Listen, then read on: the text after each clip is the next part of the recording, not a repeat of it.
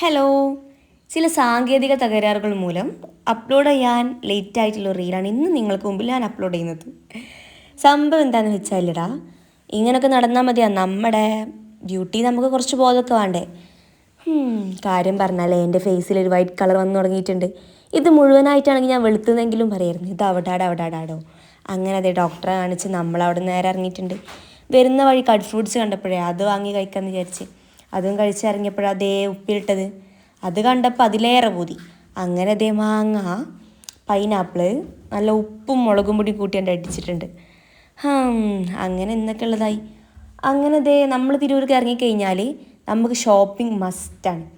എല്ലാ ഷോപ്പിലും കയറി ഇറങ്ങണം. ഈ പിള്ളേർക്കുള്ള സാധനം സെറ്റാക്കണം എന്നുണ്ടെങ്കിലോ പാൻറ് ഒരു കടയിൽ നിന്ന്, അതുപോലെ ടോപ്പ് ഒരു കടയിൽ നിന്ന്, ചെരുപ്പ് ഒരു കടയിൽ നിന്ന്, അങ്ങനെ വേണം. കുറച്ച് മെനക്കെടാണേ.